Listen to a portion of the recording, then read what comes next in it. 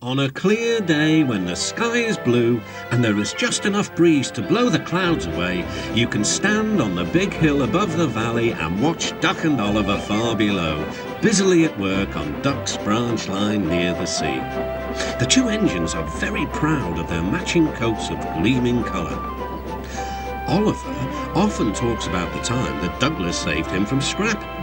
If it wasn't for his help, Oliver will say, I might have been caught when I ran away from the scrapyard, and I would never have come to live here on the Fat Controller's railway. The other engines all wanted to know about Oliver's adventures. Amazing, remarked Henry. Oliver, said James, has resource. And sagacity, put in Gordon. What does that mean? Whispered Percy. I think, replied Thomas, it's about being clever and wise. He is, finished Gordon, an example to us all. I'm sorry to say that Oliver became very puffed up in the smoke box. Henry says I'm amazing, he's right, he whistled as he swooshed along the line.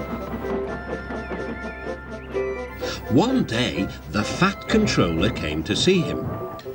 You are doing well. Now, you must learn how to look after trucks. Every wise engine knows that you cannot trust trucks. The other engines warned Oliver, but he took no notice.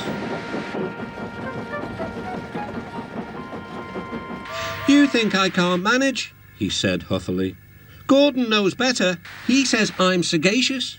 You may be good gracious, or whatever you call it, but trucks can be troublesome and... Say no more, Duck, interrupted Donald. It's maybe a pity, but the wee engine will have to learn for himself.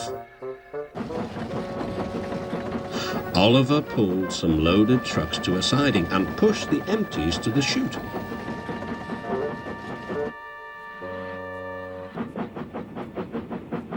Then he came back to take the loaded trucks away. They were comfortable and didn't want to move. What right has he to poke his funnel in here? They grumbled. We want Duck, or Donald, or Douglas. Look sharp, puffed Oliver. That's not the way to speak, hissed the trucks. We'll pay him out. Oliver heard nothing. The trucks moved smoothly at first, then suddenly Oliver felt them push forward. His driver applied the brakes, but they were useless against the surging trucks. On, yelled the trucks. Oliver fought hard, but still they forced him on and on.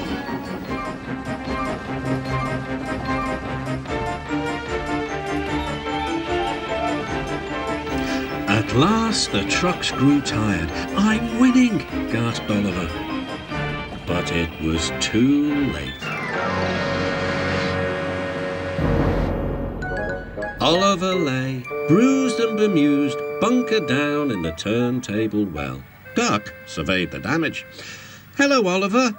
Are you being a good, gracious engine? Beg pardon, of course, but we really don't like this sort of surprise. Donald and Douglas will miss their turntable until it is mended. That evening, Oliver was hauled gently to safety. I'm sorry, sir, he said to the Fat Controller. I should have listened to Duck's advice. I don't feel good gracious, whatever it is. I just feel silly. Well, Oliver, replied the Fat Controller, now you know the damage trucks can do. Yes, I do, sir, groaned Oliver. I look like a load of scrap iron. Ho, ho. Oh, I don't think so, laughed the Fat Controller. But you do need to go to the works to be mended. The other engines now felt sorry for Oliver. The branch line won't be the same without you, whistled Duck. Come back soon. A few days later, Oliver did come back. His coat gleamed brighter than ever. He was a wiser engine, too, and never made a mistake about trucks again.